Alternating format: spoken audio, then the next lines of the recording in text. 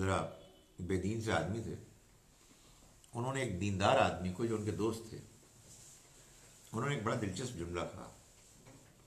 ان کا دیکھو اپنے ایمان کی خاطر بے ایمانی مت کرو. یعنی اپنے ایمان کو ثابت کرنے کے لیے یا اپنے ایمان کے تقاضوں کو دوسرے لوگوں پر ٹھونسنے کے لیے ایسی بات نہ کرو جو بے ایمانی پر مبنی ہو. تو اصل کیا چیز ہے؟ اصل میں انسان کے وہ رویے ہیں، وہ طور طریقے ہیں، وہ بد اخلاقیاں ہیں کہ جو اللہ کو ناپسند ہیں. دیکھیں یہ بات بہت واضح ہے، یہ آپ نے بڑی امپورٹنٹ بات کی ہے، اور امپورٹنٹ بات کا جواب دینے کو جی اس لیے جاتا ہے کہ کبھی بھی پورا جواب نہیں دیا جا سکتا. تو جو نا اس کے شیڈز ہوتے ہیں. یعنی قرآن کو اگر آپ پڑھتے ہیں تو یہ بات واضح ہوتی ہے کہ پیغمبر جب آ جاتے ہیں تو ان کے آنے کے بعد حق اتنا واضح ہو جاتا ہے کہ تمام سچے اچھے انسان اس کی طرف مائل ہو جاتے ہیں اور تمام جھوٹے لپاٹیے دور ہو جاتے ہیں. دودھ کا دودھ پانی کا پانی ہو جاتا ہے. اور یہ صرف انہی کے زمانے میں ہوتا ہے. کیوں؟ اس لیے کہ حق آخری حد تک واضح ہو جاتا ہے. یہی وجہ ہے کہ رسولوں کے زمانے میں چھوٹی قیامتیں برپا ہوئی. یہ اس کے علاوہ ہو نہیں سکتا. آج کی دنیا میں پیغمبروں کے علاوہ دنیا میں یہ ہوگا کہ آپ کو ان لوگوں میں بھی کہ جو صاحب ایمان ہونے کا دعویٰ کرتے ہیں بڑے بڑے اچھے نیک لوگ ملیں گے اور بڑے بڑے فراڈ بیکار لوگ ملیں گے. اور ان لوگوں میں بھی کہ جو ایمان کو فارملی نہیں اختیار کیے ہوئے بڑے بڑے اچھے لوگ ملیں گے. کیوں؟ اس لیے کہ وہ اپنے فطرت کے لحاظ سے اچھے ہیں، انہوں نے اس کی قدر کی. مگر چونکہ پیغمبر موجود نہیں ہیں تو ان کو اللہ کا پیغام ٹھیک طرح سے نہیں پہنچا. تو یہ بالکل ممکن ہے کہ اچھے لوگ وہاں بھی موجود ہوں اور برے بھی وہاں موجود ہوں گے. تو ہم نے تو اصل میں دین کو جس طرح سے کہ سمجھ کر بیان کیا ہے وہ سمجھ اور وہ بیان خود دین کی طرف لوگوں کے آنے میں ایک رکاوٹ بنتا ہے. اس لیے کہ یہ بات سمجھ میں ہی نہیں آتی ہے نا.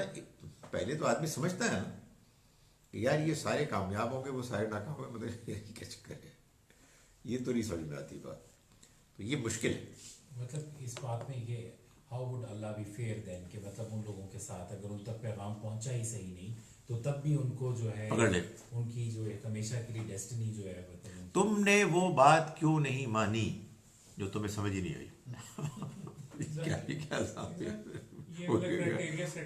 حضور اس لیے نہیں مانی کہ سمجھ ہی نہیں، آپ نے خود ہی تو فرما دیا.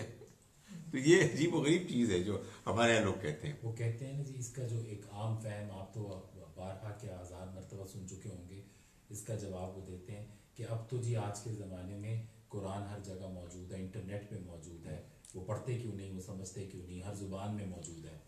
سر اسی سے ایڈڈ کہ مسلمانوں کو معلوم ہو گیا. سر اسی سے ایڈڈ یہ کہ ایز اے مسلم جب اس بندے تک میسج پہنچا رہے ہوتے ہیں جس کو نہیں پتا اسلام کا تو اس کو بتاتے ہیں اور کہتے ہیں now on the day of judgment since you know you can not deny. یعنی کہ یہ اختیار صرف اللہ تعالیٰ کا ہے، یہ والی بات صرف اللہ تعالیٰ اس انسان سے کر، مگر وہ خود اس کو کہ ہم نے میسج پہنچا دیا تو اب تم. میں نے اس کا ایک اور ایک ہوتا ہے نا بعض اوقات کوئی ٹیکنیکل ایک چیز نقطہ ایک اور بیان کیا ہے. آپ بھی اس پر تبصرہ کریں، غور کریں. ابھی تو دیکھیں سورہ آل عمران میں آیت نمبر 113 سے لے کر 115 تک اللہ نے اہل کتاب میں سے بعض لوگوں کی بہت تعریف کی، ٹھیک ہے. لبرلی اور وہ تعریف جو ہے وہ اس جملے سے شروع ہوتی ہے لیسو سوا، یہ سارے ایک طرح کے نہیں ہیں، ٹھیک ہے. اچھا یہ جو بات ہے اس کا کوئی جواب دے سکتا ہے کہ یہ اصل میں اللہ تعالیٰ نے اس لیے تعریف کی ان کی کہ وہ مسلمان ہونے والے تھے. آئی ایگری، میرا خیال ہے بالکل ٹھیک ہے. وہ میں جو بات کر رہا ہوں اس کے بھی مطابق ہے کہ بھائی پیغمبر صلی اللہ علیہ وسلم موجود ہیں، یہ اچھے لوگ ہیں، تو ابھی تم ایمان نہیں لے آئے لیکن لے آئیں گے اس لیے اچھے. لیکن میں اس میں ایک اور نقطہ اٹھا رہا ہوں. وہ نقطہ یہ ہے کہ بھائی یہ لوگ کون تھے؟ یہ لوگ یا یہودی تھے یہ مسیحی تھے. یا مسیحی تھے. تو مسیحی تو سمجھ میں آتے ہیں، یہودی تو وہ ہوتے ہیں جو مسیح علیہ السلام کو نہیں مانتے. تو ان کی تعریف کیسے ہو سکتی ہے؟ یعنی یہودیوں کو تو ہر حال میں کافر قرار دیا جانا چاہیے رسول اللہ صلی اللہ علیہ وسلم کے زمانے میں، اس لیے کہ یہودیوں نے تو مسیح علیہ السلام کے اس دنیا میں آ کر واپس جانے کے 600 سال بعد تک اگر نہیں مانا تو ان کے تو کافر ہونے میں کوئی شبہ نہیں ہونا چاہیے. لیکن اللہ تعالیٰ ان کی بھی تعریف کر رہے ہیں. وجہ کیا ہے؟ وجہ بڑی سادہ ہے. آپ یہودی پیدا ہو گئے، آپ نصرانی پیدا ہو گئے، آپ مسلمان پیدا ہو گئے، نہ اس میں آپ کا کوئی کمال ہے نہ اس میں آپ کا کوئی قصور ہے. آپ کو جتنی بات معلوم ہے اسی پر آپ جواب دیں. حقیقت واقعہ یہ ہے یار، آپس کی بات ہے. ہم سنی پیدا ہوتے ہیں، ہم شیعہ پیدا ہوتے ہیں، ہم دیوبندی پیدا ہوتے ہیں، ہم بریلوی پیدا، ہم کہتے ہیں یار یہ ویسے بائی دا وے جو ابا جان کہہ رہے ہیں نا یہ سمجھ میں نہیں آ رہی بات. لیکن نماز تو پڑھتے ہیں نا یار. یعنی آپ دیوبندی رہتے ہیں، آپ بریلوی رہتے ہیں، آپ اہل حدیث ہی رہتے ہیں، آپ شیعہ ہی رہتے ہیں، دلی میں سوچتے ہیں یار یہ آئی کانٹ انڈرسٹینڈ دس، یہ کیا کر رہے ہیں، and you are a part of that sect. تو اس میں آپ کا کیا قصور ہے؟ خدا آپ کو قصوروار نہیں ٹھہرا رہا. آپ اپنے طور پر جستجو بھی کر رہے ہیں لیکن ساتھ ہی ساتھ آپ محسوس کر رہے ہیں کہ کچھ چیزیں سمجھ میں نہیں آ رہی. بھائی بات یہ ہے کہ وہ آپ کا احساس اتنا نمایاں ہو گیا کہ اب آپ بے چین ہو گئے اور آپ کے پاس کوئی چوائس ہی نہیں. یہ بعض اوقات ہوتا ہے اور سچی بات ہے اکثر نہیں ہوتا. یہ احساس اس حد تک پیغمبر کے آ جانے کے بعد ہو جاتا ہے. وہ جب آ جاتے ہیں نا تو اس کے بعد میں نے گزارا، اصل میں یہ ایک بڑی مشکل ہے لوگوں کو سمجھانا کہ پیغمبر کا زمانہ اور ان کے علاوہ جو زمانے ہیں ان میں بہت فرق ہوتا ہے، بہت فرق ہوتا ہے. یہ بات قرآن سے معلوم ہوتی ہے. سر ایک اور بات جو سر میں نے محسوس کی ہے کہ باوجود اس کے کہ ایک جماعت یا گروہ کے طور پر المورید بھی موجود ہے، لیکن اس اتنے عرصے میں آپ نے ایک مرتبہ بھی کسی کلاس میں اس چیز کی تلقین نہیں کی کہ آپ اس کے ممبر بنیے یا اس کو جوائن کیجیے. کیونکہ وہ جو گروہ بندی اور جو جماعتی زندگی کا جو ایک لوگوں کا خیال ہے جس کی وجہ سے ہم گروہ در گروہ ہوتے جا رہے ہیں، میرے خیال میں شاید آپ بھی اور آپ کے استاد بھی اس چیز کو بہت کنڈیم کرتے ہیں. اور اس چیز کو اور مجھے نہیں یاد پڑتا کہ کبھی اس طرح کی کبھی کوئی بات نہیں، کوئی وجہ ہی نہیں ہے. مطلب ایک نیا سیکٹ ایک جس طرح سامنے آ جاتا ہے. ہر ایک اسکالر جو اٹھتا ہے جب وہ ایک بات سمجھانے کی کوشش کرتا ہے تو اس کے پیروکار اس کے نام سے بھی جانے جاتے ہیں. لوگ کہا تو جاتا ہے، غامدیت کا نام بھی دیا جاتا ہے اس کو، ان کو کہ ایک بڑا غلبہ ہے، لیکن بہرحال کسی نے اپنے آپ کو آئیڈینٹیفائی کرنے کی کوشش کبھی تک نہیں کی کہ ہم اس گروہ یا اس جماعت کوئی مجبوری ہوتی ہے تو نام لیتے ہیں، ورنہ تو کوئی ضرورت نہیں ہے. باقی کوئی ضرورت نہیں ہے. بات یہ ہے کہ آپ کو کسی اور کی بات سمجھ میں آ گئی، الحمدللہ بڑی اچھی بات ہے. ہاں البتہ یہ ہم پوچھنے کا حق رکھتے ہیں کہ آپ کو بات سمجھ میں کیا آئی ہے، ہمیں بھی سمجھا رہے. تو اور یہ تو ایک آن گوئنگ پروسیس ہے. اس میں یعنی کبھی بھی کسی جماعت کی، کسی گروہ کی، کسی عالم کی دعوت دینی نہیں چاہیے، بلکہ یہ بتانا چاہیے کہ وہ یہ کہتے ہیں، وہ یہ کہتے ہیں، اور آپ خود فیصلہ کریں. اچھا جناب ادھر دیکھتے ہیں، اجازت ہے یہاں دیکھنے کی؟ مجھے ویسے اجمل صاحب نے اس کا پابند کیا تھا کہ آپ نے ایک ادھر کرنا ہے اور ایک ادھر کرنا ہے. سورہ بقرہ کی آیت نمبر 40 سے اللہ تعالیٰ بنی اسرائیل سے خطاب شروع کرتے ہیں اور آیت نمبر 43 میں کہتے ہیں اور نماز قائم کرو اور زکوٰۃ ادا کرو اور جھکنے والوں کے ساتھ جھک جاؤ. سوال، یہودیوں کو اللہ تعالیٰ نماز اور زکوٰۃ کا حکم کیوں دے رہے ہیں جبکہ وہ تو اس کتاب کو مانتے ہی نہیں ہیں؟ اس لیے دے رہے ہیں کہ جب ان کو یہ دعوت دی جا رہی ہے تو ان کو یہی کہا جا رہا ہے نا کہ مسلمان ہو جاؤ. مسلمان کون ہوتا ہے؟ جو نماز پڑھتا ہے اور زکوٰۃ دیتا ہے. تو گویا کہ اللہ تعالیٰ نے ان کو پہلے ایمان کی دعوت دی اور آگے چل کے چند آیات کے بعد اسی ایمان کے مطابق ایک مسلمان کی زندگی کو اختیار کرنے کی دعوت دی. آمنو بما انزلت مصدقا لما معکم، ایمان لے آؤ اس پر کہ جو مصداق بن کر آئے ہیں اس کے کہ جو تمہارے پاس ہیں. یہ پہلے دعوت دی اور اس کے بعد یہ فرمایا کہ یہ دیکھو یہ تمہارے سامنے اب چلتا پھرتا دین ہے جو محمد صلی اللہ علیہ وسلم لے کر آئے ہیں، اور یہی موسیٰ علیہ السلام والا دین ہے، یہی ابراہیم کا دین ہے. تو تم اب اس کو اختیار کرو، نماز ادا کرو، زکوٰۃ دو اور رکوع کرنے والوں کے ساتھ رکوع کرو. تو یہ گویا کہ وہ دعوت ہے کہ جو اپنی عملی شکل میں ان کو دی جا رہی ہے. کیا گونگے بہرے افراد پر شریعت کا نفاذ اسی طرح ہوتا ہے جس طرح ایک عام مسلمان پر جو دنیا کے معاملات کی زیادہ سمجھ نہیں رکھتے؟ گزارش یہ ہے کہ گونگے بہرے دو طرح کے ہوتے ہیں. ایک تو لٹرلی جو گونگے بہرے ہوتے ہیں، اور کچھ لوگ اپنے فہم، اپنی سمجھ، اپنی صلاحیت کے لحاظ سے بھی ہوتے ہیں. تو اللہ نے تو، آپ گونگے بہروں کے بارے میں پوچھ رہے ہیں، اللہ نے ہر بندے کے بارے میں یہ فیصلہ سنایا ہے کہ وہ اللہ کے ہاں جواب دہ ہوگا اپنی صلاحیت اور اپنے حالات کے لحاظ سے. اس میں اللہ تعالیٰ لوگوں کے ساتھ معاملہ کریں گے ان کی وسعت کے مطابق. میں اس آیت کو بار بار بیان کرتا ہوں، سورہ اعراف کی آیت نمبر 42 کو، ان الذین آمنوا وعملوا الصالحات، یقیناً وہ لوگ کہ جو ایمان لائے اور جنہوں نے نیک اعمال کیے.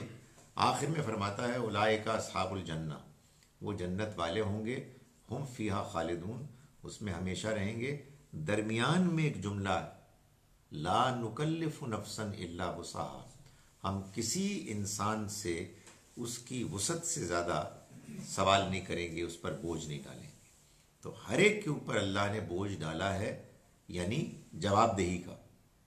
کسی نے پوچھا کہ کیا اس کا مطلب یہ ہے کہ اللہ تعالیٰ دنیا میں کسی کے اوپر اس کی کیپیسٹی سے زیادہ بوجھ نہیں ڈالتے؟ تو میں نے کہا جی بات یہ ہے کہ ہر بندہ جب مرتا ہے تو مرتا اسی لیے کہ اس کے اوپر بوجھ زیادہ پڑ جاتا ہے، ورنہ وہ کیوں مرے گا؟ تو یہ تو بات ایسے نہیں ہے. اصل میں اس جملے کا مطلب یہ ہے کہ اللہ نے ہم کو جو شریعت دی ہے، اس شریعت میں اس بات کا لحاظ رکھا ہے کہ ہماری کیپیسٹی سے زیادہ بوجھ نہ پڑے. اور دوسری بات یہ بتائی ہے اس آیت میں، آیت نمبر 42 میں سورہ اعراف کی، کہ ایمان اور نیک اعمال میں بھی اللہ تعالیٰ کا جو پیمانہ ہوگا وہ ہر انسان کے لیے اس کی وسعت کے مطابق ہوگا. میں آپ سے ایک بڑی ہمبل ایک گزارش کر رہا ہوں کہ حقیقت واقعہ یہ ہے کہ خدا تعالیٰ کا اگر یہ اصول نہ ہو تو نہ اللہ تعالیٰ کا انصاف سمجھ میں آتا ہے، نہ قیامت سمجھ میں آتی ہے، نہ دین سمجھ میں آتا ہے. اس لیے کہ یہ اصول ہے جس نے کمال کر دیا، جس کو کہتے ہیں پنجابی میں پھٹیا پن دیتی ہے، کہ اب کوئی مسئلہ ہی نہیں رہا. ورنہ سچی بات ہے کہ سمجھ میں نہیں آ سکتا، سوائے اس کے کہ آپ ٹھوسنا شروع کر دینا. میں اس کو بالکل طے شدہ ایک مانتا ہوں اپنا انڈرسٹینڈنگ، کہ جب آپ کو بات سمجھ میں نہیں آتی، اس لیے کہ بات سمجھ میں ہی نہیں آ رہی، وہ بات ایسی ہے ہی نہیں کہ سمجھ میں آئے، اور آپ اس کو سمجھانا چاہتے ہیں، تب آپ جذباتی ہوتے ہیں. جذباتی ہونے کی ضرورت ہی اس وقت پیش آتی ہے کہ جب آپ کوئی ایسی بات منوانے کی کوشش کر رہے ہیں کہ جو ماننا مشکل ہے، وہ سمجھ میں نہیں آ رہی. بھائی سمجھ میں آ رہی ہے تو آپ کہیں دیکھیے یار اس کی بات یوں ہے، اس کے یہ دلائل ہے.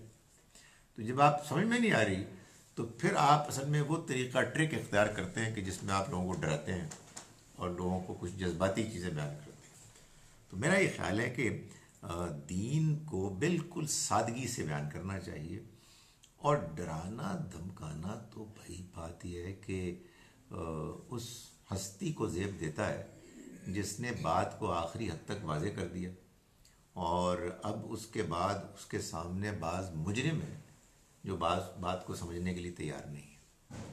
جی سر یہ اسی آیت نمبر 75 کے ٹرانسلیشن میں تھا کہ جس میں اللہ تعالیٰ نے اگزامپل دی ہے ایک گونگے اور بہرے شخص کی، اور اس کو کمپیئر کیا گیا اس شخص سے جو کہ اللہ کے رزق کھاتا ہے۔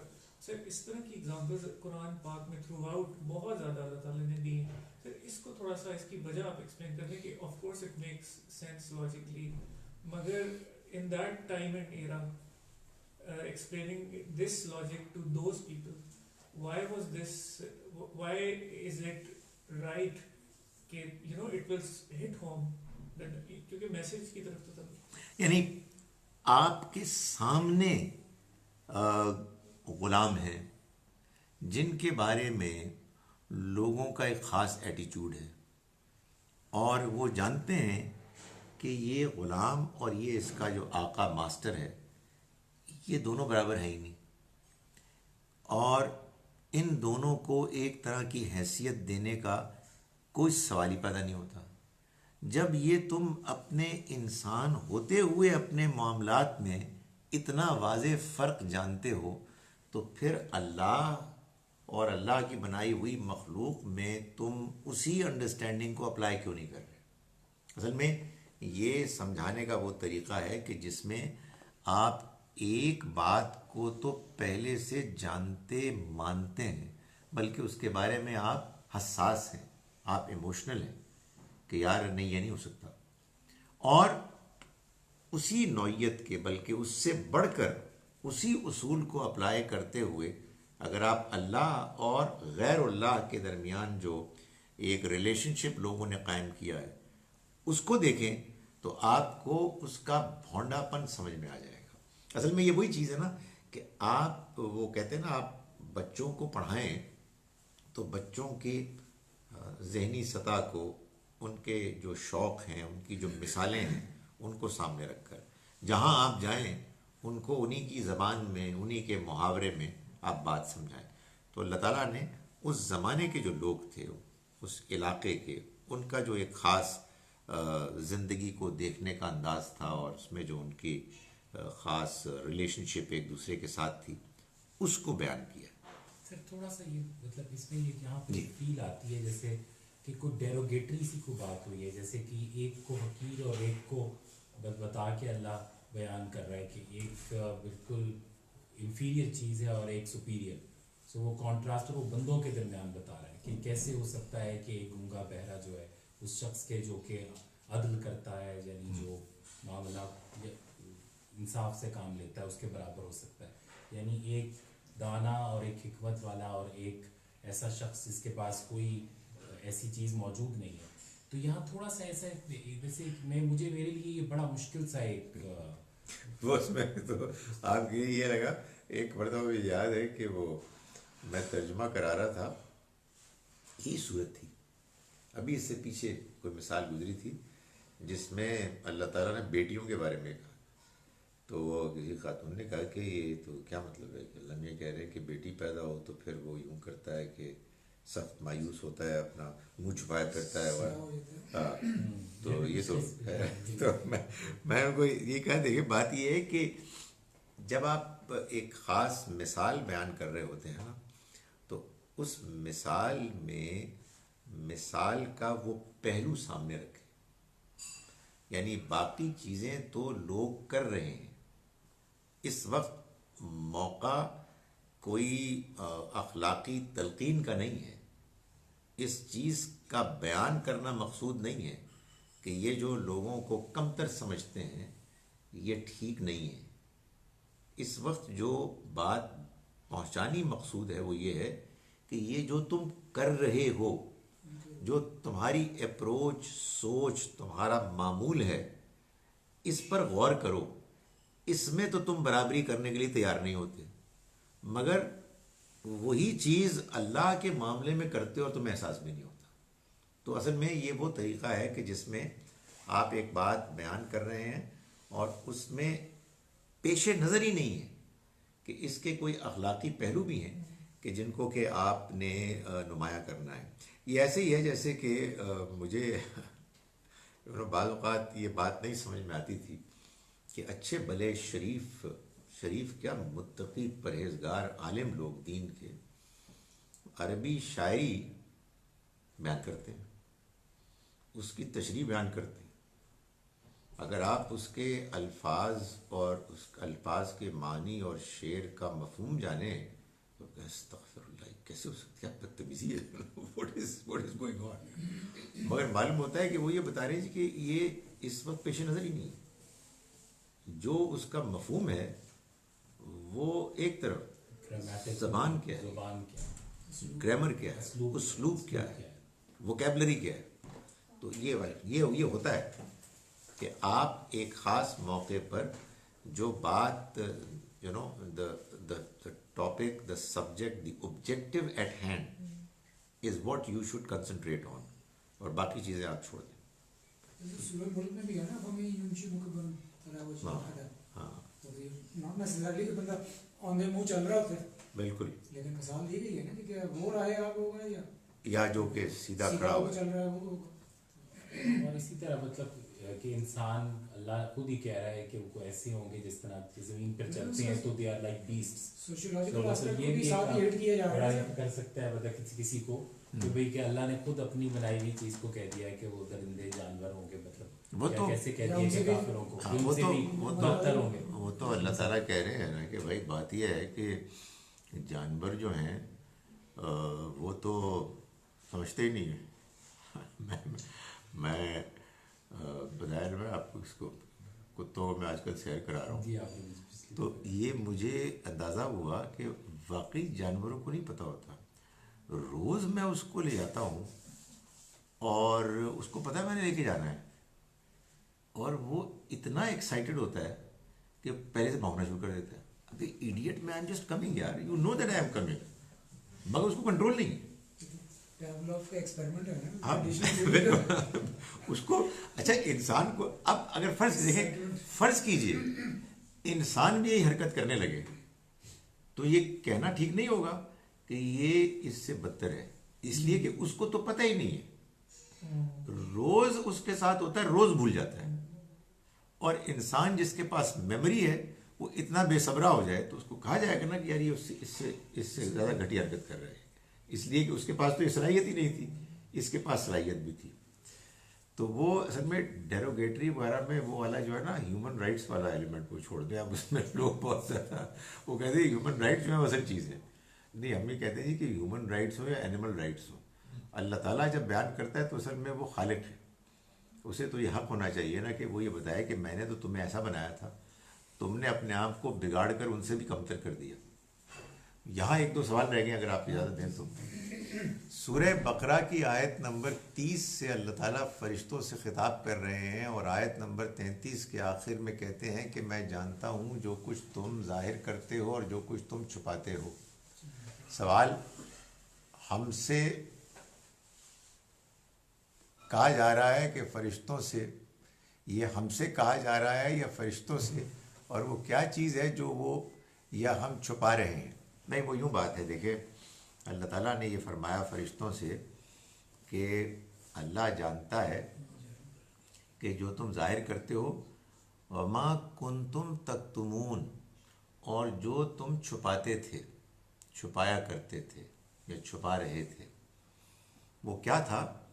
وہ اصل میں ظاہر چیز تو یہ تھی کہ انہوں نے کہا کہ اے خدایا تو وہاں ان کو بھیجے گا جو زمین میں فساد مچائیں گے اور ایک دوسرے کا خون بہائیں گے، اور ہم تیری حمد کرتے ہیں، تسبیح کرتے ہیں تیری حمد کے ساتھ اور تیری پاکیزگی بیان کرتے ہیں.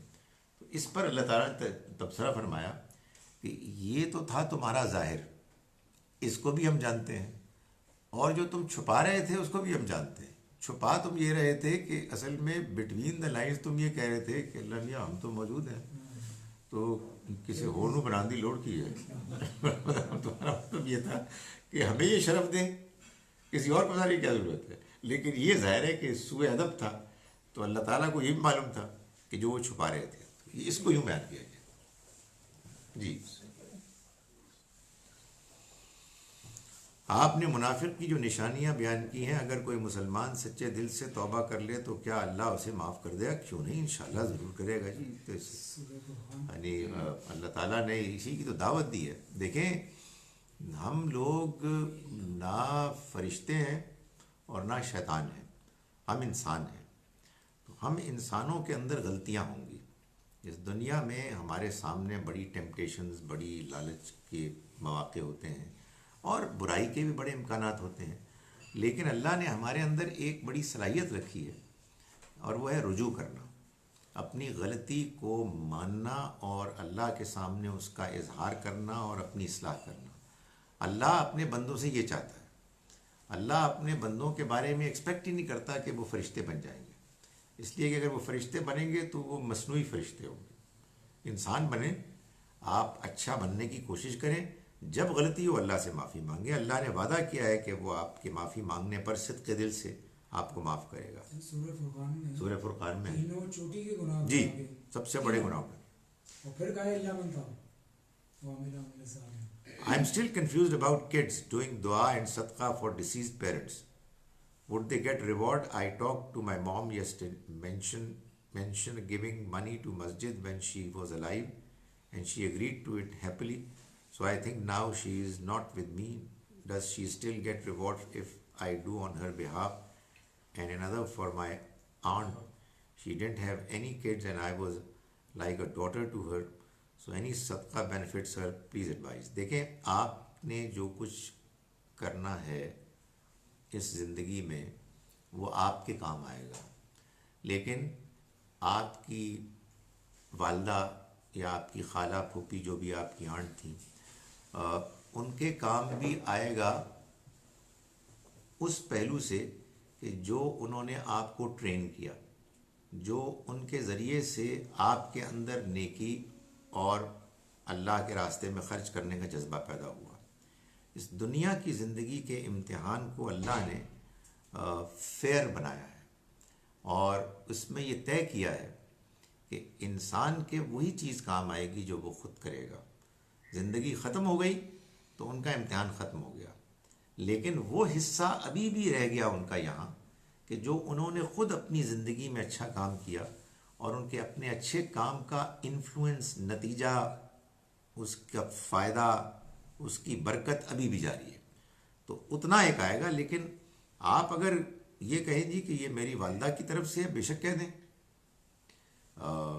ہوگا وہی جو اللہ کا فیصلہ ہے. سر اس میں نماز کا بھی جاتا ہے، ثواب اگلے تک پہنچتا ہے. اگر کسی نے انہوں نے آپ کو نماز سکھائی تھی جی، تو انشاءاللہ جتنا نماز سکھانے کا ثواب ہے وہ تو آپ کے نماز پڑھنے پر جائے گا. دوسرا یہ کہ میں نے ایک اور بات ایک اور جگہ کہی تھی، یہ بھی سچی بات ہے، اللہ میاں نے بات سمجھائی ہے. ورنہ کیا مطلب ہے کہ ایک بندہ ہے، اس نے بڑی نیکی کی باتیں کی اور پوری زندگی اس نے کھپا دی اور لوگوں کو انہوں نے نیکی سکھائی اور کوئی بندہ بھی متاثر نہیں ہوا اور کوئی اولاد بھی متاثر نہیں ہوئی، تو کیا اس کو کچھ نہیں ہوگا؟ نہیں، اس کا اللہ تعالیٰ خود ہی آگے بڑھا دیں گے. تو یہ تو اللہ تعالیٰ اصل میں سب لوگوں کے ساتھ معاملہ کریں گے بالکل انصاف کے ساتھ. Have any friends who should see this video, share it with them so they can watch too. Okay. اچھا جناب، ہم نے ٹائم زیادہ لے لیا. قولوا قولی ھذا واستغفر اللہ.